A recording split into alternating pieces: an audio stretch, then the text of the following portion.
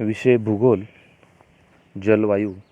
भारत और ब्राज़ील, इन दो देशों की तुलनात्मक दृष्टि से हम यहाँ जो भाग देख रहे हैं उसमें ब्राज़ील और वहाँ होने वाला तापमान, वर्षा, इसकी तुलनात्मक दृष्टि से जो घटक हमने यहाँ पढ़े हैं और भारत के भी वर्षा और तापमान के तुलनात्मक घटक यहाँ पढ़े हैं, उस पर आधारित कुछ यहाँ फोटोग्राफ्स हैं, हमारे पाठ्यपुस्तक में दिए हुए चित्र हैं, उस पर आधारित कुछ चर्चा आज हम कर रहे हैं। तो एक एक करके हमें उस पर गौर करना है, ध्यान देना है। देखते हैं, पहला जो यहाँ इमेज हमें देखने को मिलता है, आकृति क्रमांक 4.7, जो सूखा प्रभावित शुष्क भूमि है, भारत का एक फ़ोटो यहाँ दिया है। तो ये फ़ोटो में हमें मैदानी प्रदेश देखने को मिलता है। कितना भी दूर देखे कोई पेड़, पर्वत, पठार, सिर्फ मैदान ही मैदान, जहाँ देखे वहाँ देखने को मिलता। यहाँ पहले पानी था, खेती की जाती थी, लेकिन आज पूरा की पूरा सूखा प्रभावित क्षेत्र, शुष्क भूमि तैयार हुई है, ऐसा एक फ़ोटो में हमें देखने को मिलता है। तो ये भारत का एक उदाहरण यहाँ लिया है, यानी कि जो ज़मीन में जो मिट्टी है, पहले पानी था और अभी सूखा पड़ा है, तो इसके कारण उसमें जो दरारें पड़ी है, उस दरारों से हमें पता चलता है। दूसरा है जो आकृति क्रमांक 4.8, वहाँ हिमपात, जो छोटे छोटे स्पॉट यहाँ देखने को मिलते हैं। देखिए, ये जो हिम गिर रहा है, बादल जैसे गिर रहा है, वो भी भारत का है। हमारे भारत में उत्तर दिशा की ओर जो कश्मीर, हिमाचल प्रदेश, हिमालय का जो भाग है, यहाँ भूटान, अरुणाचल प्रदेश, यह जो बर्फ़ की बरसात होती है, बर्फ़ गिरता है, वहाँ का एक नज़ारा इस फ़ोटो में हमें देखने को मिलता है। यह दूसरा जो घटक है वो ब्राज़ील का है। ब्राज़ील में जो वर्षा होती है, जैसे मैंने आपको पढ़ाते वक्त कहा था कि दोपहर के 4 बजे तक बहुत गर्मी रहती है, 4 बजे तक, और 4 बजे के बाद वहाँ बिजलियों का जो चमचमाहट है, बादलों का गड़गड़ाहट है, उसके साथ साथ वह बारिश बहुत ही अच्छे ढंग से गिरती है। लेकिन साल भर गिरती है। उसके पीछे क्या कारण है, ये सब कुछ कारण मैंने बताया था। जैसे कि ब्राज़ील का उत्तरी भाग, जो अमेज़न नदी का भाग है, वो पूरा विषुववृत्त के पास होने के कारण ज़्यादा वहाँ गर्मी रहती है। उष्ण कटिबंधीय प्रदेश होने के कारण वहाँ गर्मी के कारण वो प्रकृति वहाँ वैसा माहौल तैयार करती है और हर दिन 4 बजे के बाद बहुत ही बड़े ढंग से बारिश होती है। तो ये वहाँ का नज़ारा हमें देखने को मिलता है। दूसरा है 4.10 की आकृति में वनों की कटाई, ब्राज़ील का ही उदाहरण याद दिया है। वनों की कटाई हमारे भारत देश में भी हमने देखी है, लेकिन वहाँ भी जो बहुत बड़े बड़े जंगल, अमेज़न नदी के मुहाने के पास, जहाँ से उद्गम होता है, वहाँ से लेकर मुहाने तक का जो भी भाग है, वो पूरा मैदानी प्रदेश जो उत्तर का, वहाँ जो वन है, उसकी कटाई आज हमें देखने को मिलती है। उस कटाई के कारण हम ये जो अकाल पड़ता है, अलग अलग तरीके से दिन देखने को मिलते हैं, तो ये इसी का कारण होता है। क्योंकि प्रदूषण रोकने का सिर्फ महत्वपूर्ण घटक कौन सा है, तो ये प्रकृति के पेड़ है। तो ये कटाई हमारे भारत देश में भी हमें देखने को मिलती है, लेकिन ये ब्राज़ील का एक भाग हमने यहाँ देखा।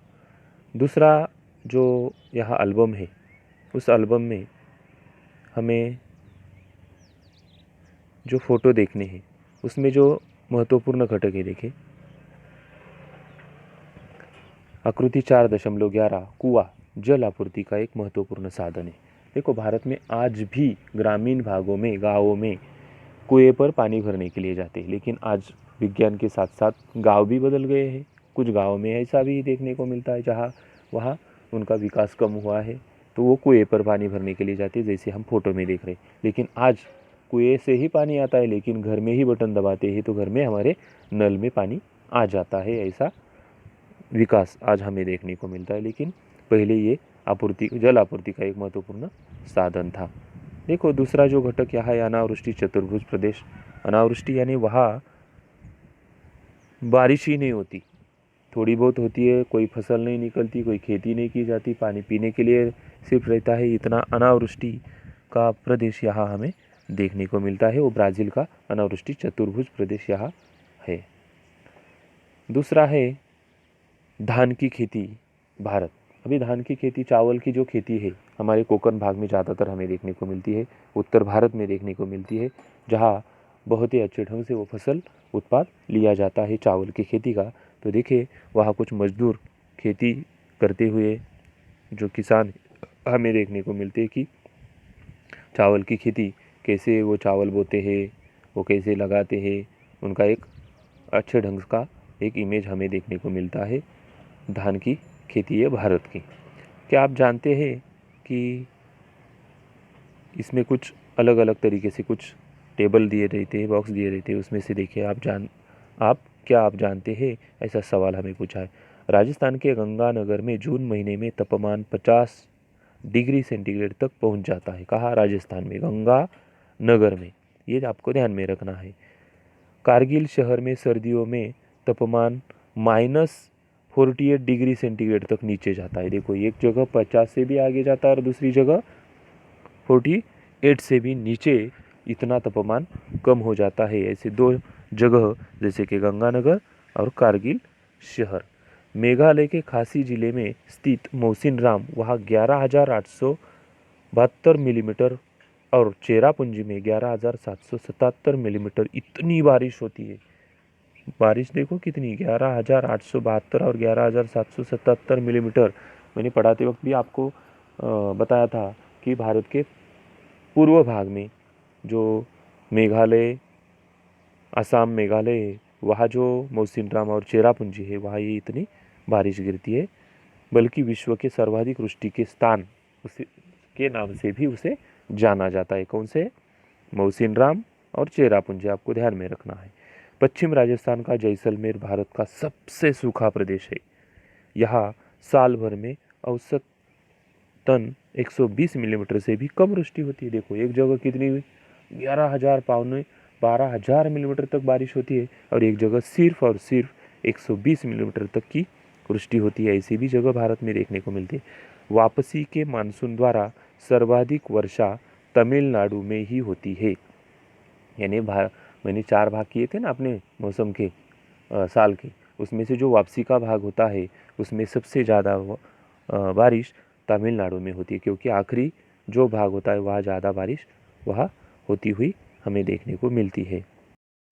और यहाँ जो बाकी भाग दिया है, खोजिए तो देखिए तो क्या होता है, ये देखिए तो क्या होता है, क्या आप जानते हैं, ये सब कुछ जानकारी आपको घर में जाकर उनको हासिल करना है, अच्छी तरीके से पढ़ना है और इस पर आधारित जो भी सवाल पूछे जाएंगे उस सवालों का भाग हम कल शुरू करने वाले हैं। लेकिन जिस दिन जो भाग पढ़ाया जाता है उस भाग पर आपको जो करने के लिए जो स्वाध्याय होमवर्क दिया जाता है वो उसी दिन किया करो।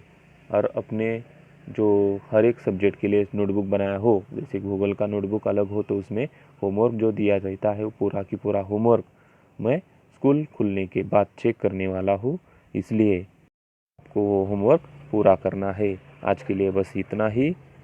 धन्यवाद।